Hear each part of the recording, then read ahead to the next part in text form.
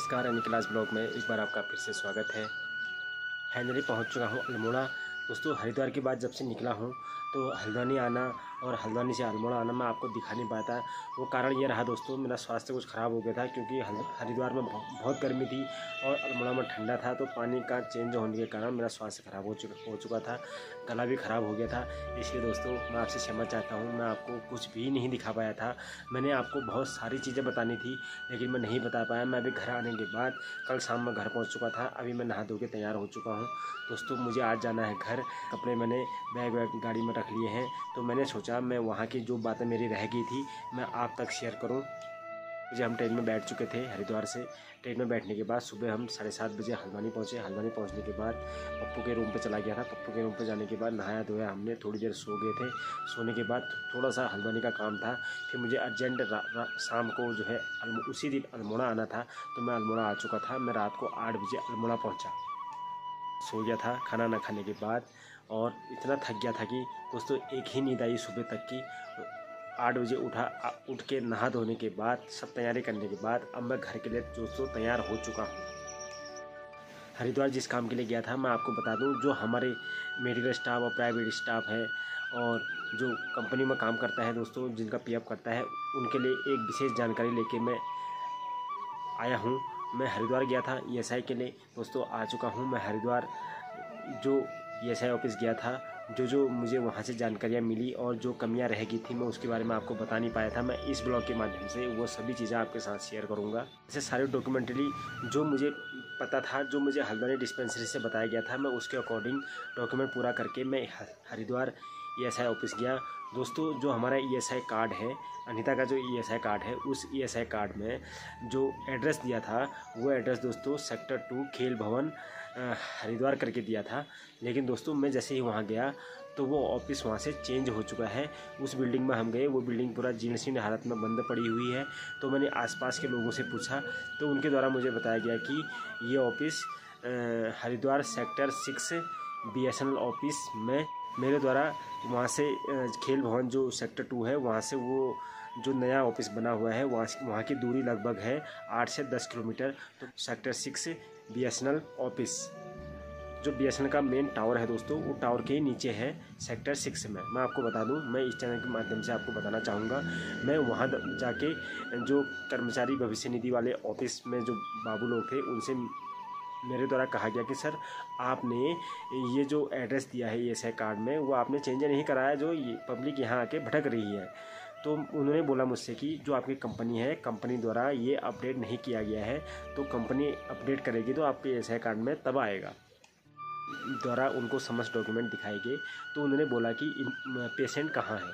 तो मैंने कहा सर वो तो घर पे है, अभी 1.5 महीने का बच्चा हुआ है तो वो आ नहीं सकती अभी। तो उन्होंने कहा बिना उनके आए तो होगा ही नहीं। तो दोस्तों मेरे द्वारा कहा गया कि वो अभी नहीं आ सकती है। किसी एम्प्लॉयज़ का बच्चा होता है तो उसके लिए अगर ईएसआई का आपको लीव पेमेंट चाहिए तो उसके लिए क्या क्या डॉक्यूमेंट चाहिए मैं आपको बता दूं।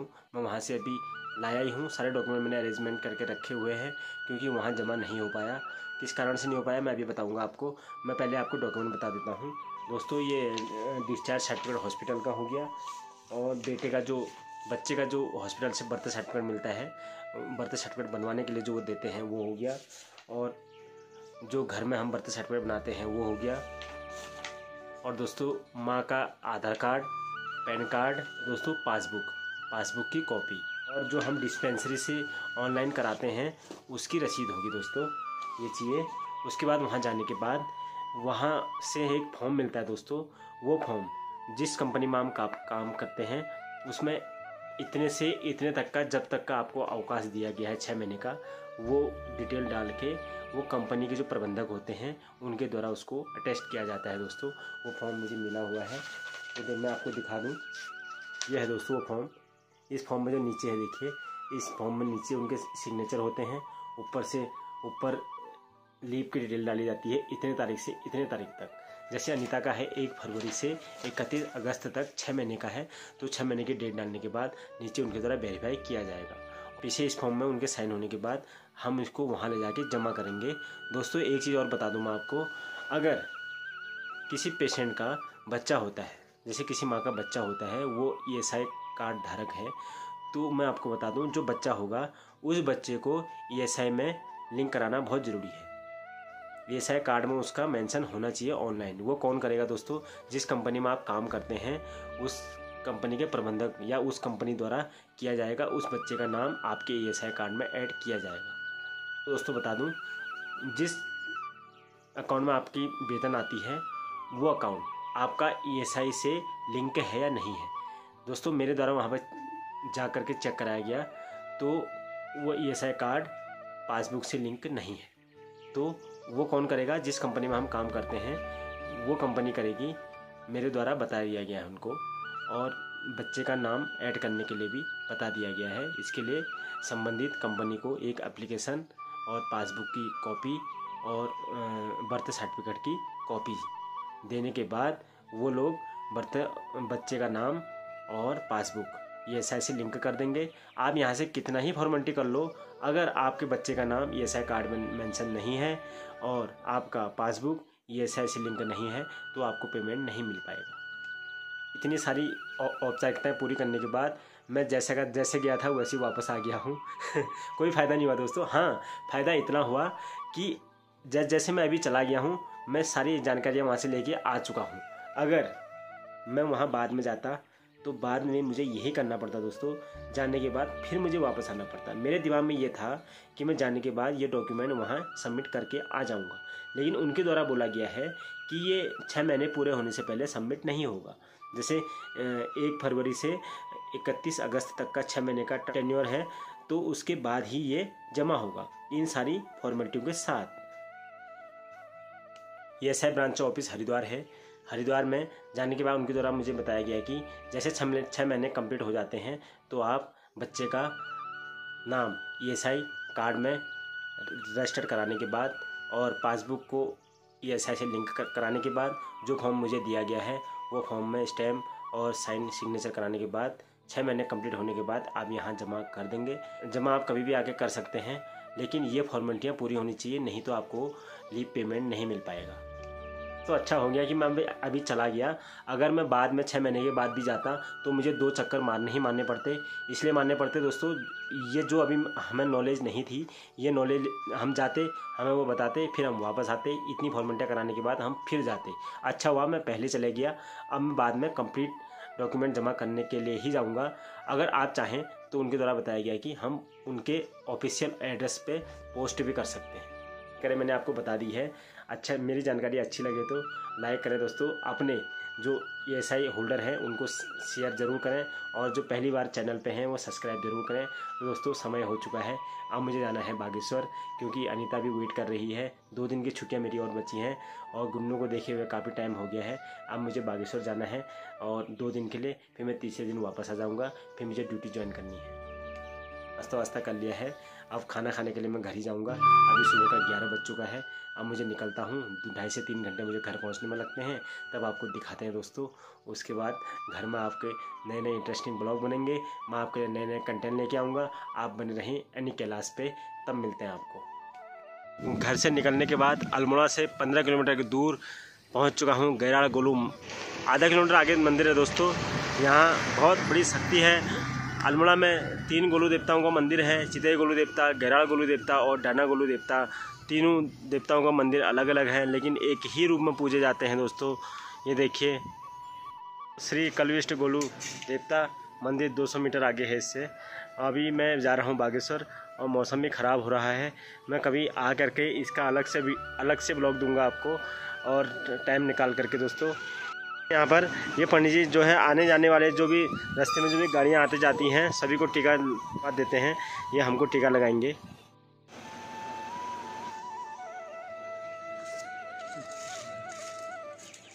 ये टीका लगाते हैं दोस्तों, विभूति लगाते हैं और प्रसाद देते हैं हमें। और सभी जितने भी गाड़ी, देखिए ये गाड़ी रुकी हुई है यहाँ पे, ये भी देखो पंडित जी प्रसाद दे रहे हैं उनको। और ये यहाँ पर ट्रक है, ट्रक रुका हुआ है, ये भी आशीर्वाद गुलजू का आशीर्वाद लेके जाएंगे दोस्तों। यहाँ पर मान्यता है, जो भी पहाड़ी लोग रहते हैं और जिनका देवी देवताओं में और आध्यात्म में विश्वास है, वो लोग सभी यहाँ पर आके जो है आशीर्वाद लेके जाते हैं गोलजू के। दोस्तों बहुत बड़ी मान्यता है, इसलिए मेरा आपसे निवेदन है निखिल चैनल के माध्यम से कि आप कभी भी अगर यहाँ आते हैं अल्मोड़ा तो यहाँ पर केराड़ गोलू मंदिर, चितई गोलू मंदिर और डाना गोलू मंदिर, तीनों मंदिरों में आप दोस्तों ज़रूर आएँ। और बागेश्वर में दोस्तों एक गोलू का मंदिर और है, भंडरी गोलू देवता। तो 4 गोलू देवता है दोस्तों। देवता एक ही है लेकिन अलग अलग मंदिर हैं और एक ही रूप में पूजे जाते हैं। अलग अलग रूप से पूजे जाते हैं, एक ही रूप में पूजे जाते हैं। तो बहुत बड़ी मान्यता है दोस्तों। ये पहाड़ी रीति रिवाज हैं, पहाड़ी कल्चर है। तो यहाँ देवभूमि है, तो देवभूमि में जो है देवी देवताओं का वास होता है। इसी आधार पर हम लोग जी रहे हैं, हम स्वस्थ हैं और गोलजू का आशीर्वाद सभी पे बना हुआ है। तो मिस ही बिनसर वे 1 किलोमीटर पहली जो बिनसर दोस्तों बिनसर 2 है अल्मोड़ा में। एक बिनसर महादेव है, वो रानीखेत से 20 किलोमीटर आगे है। और एक बिनसर वन्यजीव विहार है, बिनसर अभयारण्य कह सकते हैं आप। ये बागेश्वर वाली रोड में है, ताकुला से 15-20 किलोमीटर पहले है। ये अल्मोड़ा की तरफ से 20 किलोमीटर बाद पड़ता है दोस्तों, ताकुला बागेश्वर वाली रोड में। तो यहाँ पर ये मंदिर के पुजारी हैं। कितने समय से आप पुजारी हैं? 24-25 साल हो गए। 24-25 साल हो गए। अच्छा पापा आते थे? नहीं आ पाते हैं। अच्छा मैं आता। तो यहाँ पर कितने लोग आते हैं आप यहाँ पर जो है गोलजू का आशीर्वाद लेने के लिए? कत लोग उन्हें? अच्छा मस्त लोग उन्हीं समस्त उत्तराखंड के जितने भी। तो यहाँ कदू लोग उन्हें आज गोलजू ने आशीर्वाद लेना तिल में लिए रोड छू चलाना। बहुत लोग उन्हीं जाते रुकते मंदिर आशीर्वाद लेके जाते हैं बहुत। अच्छा तो हमारे चैनल के माध्यम तुम लोगों ने क्यों चला लोगों जो जन्म का लोगों को पत्थर छू की हर गाड़ी रुकनी और आते जाते आशीर्वाद लेनी तरीके में लेके जाना वगैरह। तो जो लोगों का पत्ता नहा तो वो लोग जो चैनल का सब्सक्राइब कर भी है माध्यम कि वो कर सकता, मतलब उलझना वो कर सकता। मतलब दोस्तों इनका कहने का मतलब ये है, ये कह नहीं पा रहे दोस्तों। पूर्ण माना में पहाड़ में बुलाने तो मन है, ये भी पहाड़ी में गुरुजी हमारे पहाड़ में। दोस्तों पहाड़ी हमारे कल्चर है, लेकिन हमारा जो है नेचर जो है हिंदी भाषी बन चुका है, लेकिन हम पहाड़ी कल्चर वाले हैं। तो दोस्तों इन्हें कोण मतलब ये छू जन का पत्ता छू वो तेल में जाने बैक्चर भी उन्हें जाने अलमाड़ में बैक्चर जाने वो हर कोई लड़ रुकूँ आशीर्वाद ले जाए, प्रसाद ले जाए। अब आप घर में दिल्ली, मुंबई, महाराष्ट्र और हरियाणा काकाबड़ी उन्हें यहाँ लोग ठीक है काकाबड़ी उन्हें जो प्रसाद ले जाने, आशीर्वाद ले जाने और मनोकामना मांग जाने। बाद में मनोकामना उन्हें पूरा हो जाए तो दोबारा यहाँ आहू मनोकामना घंटी चढ़ाते हैं दोस्तों। और जो यहाँ देवतन का चढ़ू वो चढ़ों पर यहाँ उन्हें और यहाँ को मतलब यह थी कि जन का पत्ता नहाती वो हमारे चैनल अनी कैलाश ब्लॉग सब्सक्राइब कर भे जानकारी ली सकता। तो गहरा गोलजू है दोस्तों, मैं भी पहले आया था, पूजा भी लाया था यहाँ और बहुत बढ़िया है, शक्ति है दोस्तों। भक्ति बस भगवान कहा है तो यहाँ बहुत बड़ी शक्ति है गोलजू की। वहाँ चिरई गोलजू की, वहाँ डाना गोलजू की बहुत बड़ी शक्ति है। तुम यहाँ जरूर आया और यहाँ आ बेटी जो पारिवारिक जगह अशांति छू दुख छू कदू टाइप में समझ तो यहाँ आए हाथ जोड़ जाया और आशीर्वाद ले जाया। बाद में तुम्हारा सब ठीक है जाल जब यहाँ जरूर आया अपना मनोकामना पूर्ति हेतु जो तुम प्रण मांगी हो पूरा कर जाया। तो दोस्तों मेरी यदुआ कौन सी अम्मी जहाँ लेट ले होना है मौसम ने खराब हो रहा अम्मी जहाँ बक्सर गुरुजी बहुत बहुत धन्यवाद।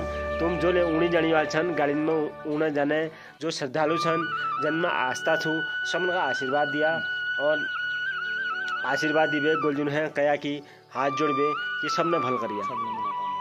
दोस्तों गुड इवनिंग, मैं पहुंच चुका हूं दोस्तों बिलोना बागेश्वर से 3 किलोमीटर पहले।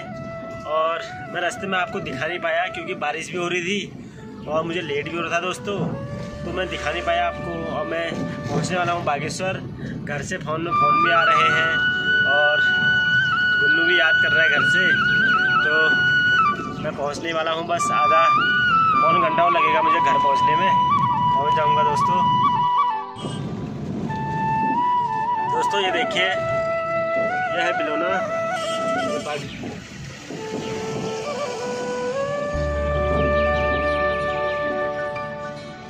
ये देखिए ये सरयू नदी